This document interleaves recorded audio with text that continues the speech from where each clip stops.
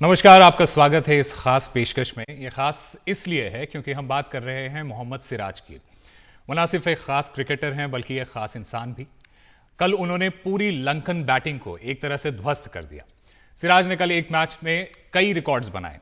वो Asia cup के final में 6 विकेट लेने वाले पहले गेंदबाज बने।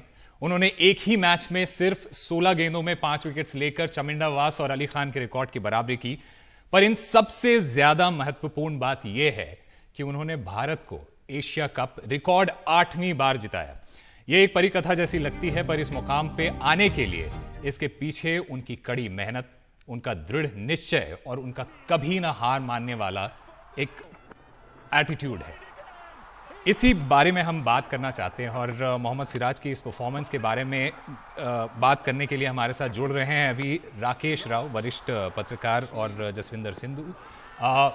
राकेश राव, सबसे पहला जो आपसे सवाल है वो ये है कि कल का जो उनका प्रदर्शन था, एक बहुत ही लंबे एक तरह से उनका जो पूरा का पूरा जर्नी रही है, उस जर्नी के बाद एक परफॉर्मेंस आया है। ये कितना मायने रखता है उनके लिए और उनके सारे उन्होंने जिस तरह से ये जर्नी जी है, उस पूरी जर्नी के बारे में आप एक बार बताइए।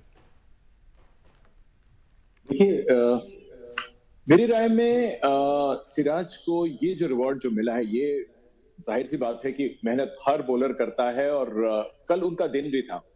अच्छी बॉलिंग की उन्होंने, नो डाउट, लेकिन मैं इसको इस पर्सपेक्टिव में मैं नहीं देखूंगा कि ये उनका एक मतलब एक रिवॉर्ड है ये, क्योंकि वो हमेशा उतनी ही मेहनत कर रहे हैं। जैसे ये नहीं था कि कल उन्होंने कुछ एक्स्ट्रा डाला, उन्होंने अपना प्लान सिंपल किया। कल सिर्फ ये देखिए, जैसे दो चीजें हुई कि जहां पे उन्होंने जो चाहा कल वो हुआ भी। देखिए, कितनी बार ऐसा भी होता है कि एक बॉलर एजेस निकलवा देता है, कैचेस ड्रॉप हो जाते हैं, बॉल अंदर लाता है तो बैट्समैन उसको डिफेंड कर जाता है। आप यॉर्कर लेंथ की गेंद डालते हैं, वो बैट्समैन उसमें यॉर्क नहीं होता है, वो उसको या तो आगे आगे निकल के आता है, उसको फुल टॉस भी बना सकता है, कुछ भी हो जाता है मतलब। लेकिन कल कुछ ऐसा हुआ कि जैसा गेंदबाज चाह रहा था लगभग वैसा होता चला गया। इसलिए हमको ये परफॉर्मेंस ऐसे लग रही है कि 50-50 ओवर का मैच 50-50 रन में खत्म हो गया। ये इसलिए भी है कि एक बॉलर को देखिए, कितने स्ट्राइक बॉलर्स ऐसे होते हैं जिनको एक बार वो रिदम मिल जाता है ना, तो वो बिल्कुल टेर अवे, बिल्कुल मतलब जैसे पूरी इनिंग्स में जैसे ना बिल्कुल निकल जाता है, उसको बिल्कुल बिल्कुल दूसरी टीम के पास फिर रिपेयर जॉब के लायक कुछ बचता नहीं, तोड़ फोड़ हो जाती है इतनी ज्यादा कि आप उस टीम को फिर बचा नहीं सकते। जैसे मान लीजिए उन्होंने 12 रन पे, जैसे हमने जैसे देखा कि उनके 5 आउट हो गए, 18 तक आते आते 6 आउट हो गए। उसके बाद अगर आप सोचते हैं कोई टीम रिकवर करेगी, उनके पास मान लीजिए मेंडिस सब भी खेल रहे हो, आप किससे उम्मीद कर रहे हैं? आप मतलब टेल से, क्योंकि आपने दोनों कानों के बीच में जो प्रहार कर दिया है, अब उनकी सोचने समझने की शक्ति खत्म हो गई है। कल सिराज ने वो किया, और ये मैं मानता हूं कि सिराज एक बेहतरीन बॉलर है, बहुत मेहनत करते हैं। जैसे मैंने आपको शायद कल भी मैंने शायद इस बात को मैंने कहा था कि मैं बहुत खुश हूं इस बात से कि जो इंसान इतनी मेहनत करता हो और उसे पूरा क्रेडिट ना मिले, लेकिन कल ऐसे नहीं हुआ। कल पूरा का पूरा क्रेडिट उनको ही मिला, कोई शेयर करने लायक बचा नहीं। कोई कहेगा कि भाई जसप्रीत बुमराह ने वो शुरुआत की, हार्दिक बुमराह ने मतलब हार्दिक ने खत्म किया, और बीच में जो किया इसने किया, सही बात है, लेकिन आप क्रेडिट दीजिए उस गेंदबाज को जो कि एक उसकी भूख नहीं मिट रही है। वो बिल्कुल जितनी एनर्जी के साथ उसने की है, मैं सोच रहा था कि वो शायद 10 ओवर का स्पेल डाल देगा, मतलब इतना उसमें था कल कि वो रोहित शर्मा ने भी यही बात कही थी कि रोहित शर्मा ने भी यही बात कही थी कि वो चाह रहे थे कि वो 7वां ओवर डालें, और बाकी के टीम वालों ने मना किया कि आप जो है वो लगातार 7 ओवर्स मत डालिए, ना डालें आप, ठीक है, जरूरत भी नहीं। जसविंदर जी, एक राकेश राव क्रेडिट की बात कर रहे थे। एक तरह से उन्होंने जो है अपना जो क्रेडिट था वो ग्राउंड स्टाफ को दे दिया, उसके बारे में आपका क्या ख्याल है? देखिए, बहुत अच्छा ये जेस्टर है कि आप जो ग्राउंड स्टाफ ने जो 5-6 जो कैंडी में भी और जहाँ भी जो इतनी दिक्कत थी, उसके बावजूद ग्राउंड को तैयार किया, और इसका क्रेडिट बेसिकली इस मैच जो हुआ है फाइनल, इसका एक क्रेडिट उनको भी जाता है। सिराज की बॉलिंग ने 6 विकेट जरूर लिए, लेकिन अगर वो ग्राउंड ठीक टाइम पे तैयार ना होता, या उससे पहले वाले मैचेस में ही ठीक से नहीं होते, तो उसका इस टूर्नामेंट पूरी तरह खत्म हो चुका था। तो बिल्कुल जो उन्होंने अपनी फीस भी ग्राउंड स्टाफ को दी है, और बीसीसीआई ने $50,000 को दिए हैं ग्राउंड स्टाफ के लिए, और बीसीसीआई एशियन क्रिकेट काउंसिल ने दिए हैं, तो ये बहुत अच्छा जेस्चर है, और ये दिखाता है कि जो स्पोर्ट्समैन है उसको पता है कि निचले लेवल का जो है उसका कितना कंट्रीब्यूशन है गेम को तैयार करना, चाहे क्यूरेटर्स हो, ग्राउंड स्टॉप हो, ग्रास काटने वाले हो, या कुछ इस लिहाज से बहुत बड़ा ये जेस्चर था उनका। राकेश राम, ये जो परफॉर्मेंस थी उनकी, ये उनके कॉन्फिडेंस के लिए किस तरह से काम करती है, स्पेशली जब हम वर्ल्ड कप खेलने जा रहे हैं अब? देखिए, कॉन्फिडेंस तो पूरा गेम ही, देखिए किसी भी खिलाड़ी को आप देखिए, परफॉर्मेंस आता है कॉन्फिडेंस लेवल जब ऊपर होता है। अगर कॉन्फिडेंस नहीं है तो वो स्ट्रगल करता है। एबिलिटीज चाहे जितनी भी हो उसके पास, उसमें अगर वो भरोसा है अपनी जो भी उसका जो आर्ट है, कला जो उसके पास जो ऊपर वाले ने दी है, उसको परफॉर्म करना हो ऑप्टिमम लेवल पे, तो उसके लिए कॉन्फिडेंस चाहिए। और सिराज में मुझे कभी ऐसा नहीं लगा कि उनमें कॉन्फिडेंस की कमी है। हाँ, ये जरूर है कि वो उनकी जो सोच है शायद एज अ बॉलर, अभी उसको और भी रिफाइंड होना है। क्योंकि हमने पिछले कुछ मैचेस में देखा था कि जब उनको कोई फास्ट बॉलर है, तो चलिए ये भी है कि कोई 4 या 6 मार दे तो इमीडिएटली अगली बॉल बहुत एग्रेशन के साथ डालते हैं।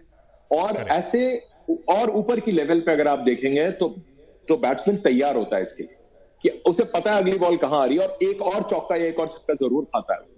तो चक्कर ये है कि इसके साथ सिराज को थोड़ा सा टोन डाउन होना पड़ेगा जब उसका वक्त अच्छा नहीं है।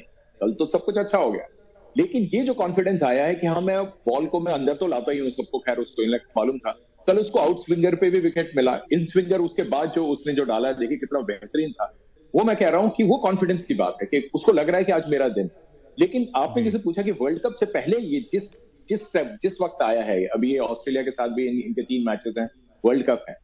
मेरी राय में ये है कि हम ये ना सोचें कि अभी सिराज पीक कर गया है अपना। अगर ये पीक कर गया, इट्स बैड न्यूज, क्योंकि पीक आपको करना है नॉकआउट मैच में आके। क्योंकि पिछले 2 वर्ल्ड कप में हमने देख लिया, लीग फेज में इंडिया बेहतरीन खेलता है। मुझे याद है 2015 का जो वर्ल्ड कप था, हमने 7 मैचेस जो खेले थे, 7 की 7 टीम को ऑल आउट किया, लेकिन हुआ क्या, हम जब सेमीफाइनल में आए तो हार गए।